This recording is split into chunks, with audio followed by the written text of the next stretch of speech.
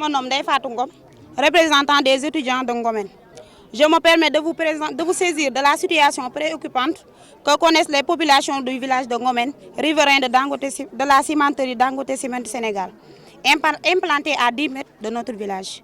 Monsieur le ministre, en tant qu'autorité de tutelle du secteur minier, je pense qu'il est important que vous soyez informés de nombreuses nuisances et impacts négatifs subis par ces communautés locales du fait des activités de cette entreprise. Depuis la mise en service de cette unité industrielle, les habitants de Ngomen font face à de sérieuses difficultés qui affectent gravement leur cadre de vie et leur qualité de vie. Parmi les principaux problèmes, on peut citer la pollution atmosphérique et nuisances sonores, la production, les tirs de mines et le transport du clinker génèrent une pollution atmosphérique importante avec des émissions massives de poussière et de particules fines qui répandent dans l'air et contaminent l'environnement du village.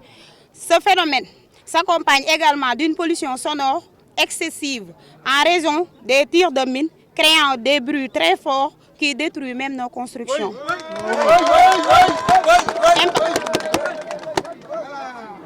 Impact sanitaire.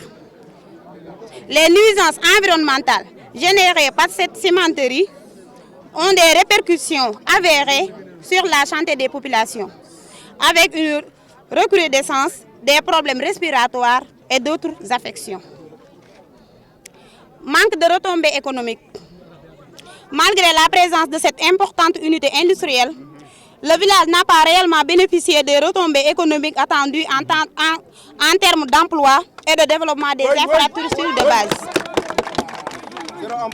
Face à cette situation préoccupante, les populations locales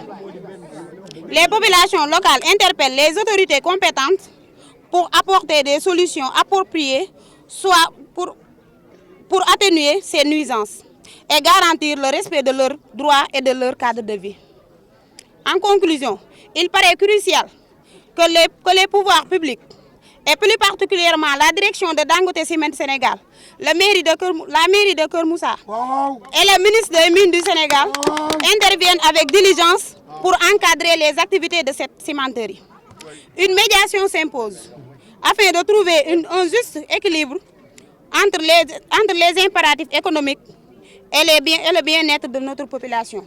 Et nous avons noté aussi que les autorités locales, telles que le ministre des Mines, Birame Souleye Diop, se sont arrangés à côté de Dangote pour nuire les populations de Ngomen. Et ça, on ne va pas l'accepter. Et ça, c'est juste une alerte. Et on vous promet que s'ils ne trouvent pas des solutions immédiates, nous allons continuer. Et ça serait plus fatal. Merci. Et programmer une visite ici. Et nous, on l'attendait avec patience. Et nous, on l'attendait avec patience pour lui montrer les dégâts que Dangote Ciment fait pour Ngomen. Mais malheureusement, il a annulé le rendez-vous. Et on le suit dans les réseaux. Il part autour du Sénégal, fait 700 km jusqu'à Sabodola et nous laisser ici. On ne peut rien noter qu'il s'est arrangé à côté de Dangote. Oui. Ah, bien sûr, mais nous, on ne souhaite pas arriver là-bas. Si on aura des solutions immédiates, et on peut s'arrêter là. Mais nous, l'essentiel, ce que nous voulons, c'est que le respect de notre cadre de vie. Parce que nous, par exemple, nous étudiants, ici, nous avons tous nos documents là-bas, nos CV, nos dossiers.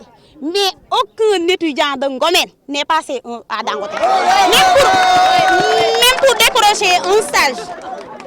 Même pour décrocher un stage d'1 mois, il nous est presque impossible de trouver un stage de 1 mois à Dangote Ciment Sénégal. Et nous avons des différents types de professions ici. Bientôt les législatives, quelle serait votre position si toutefois rien ne bouge?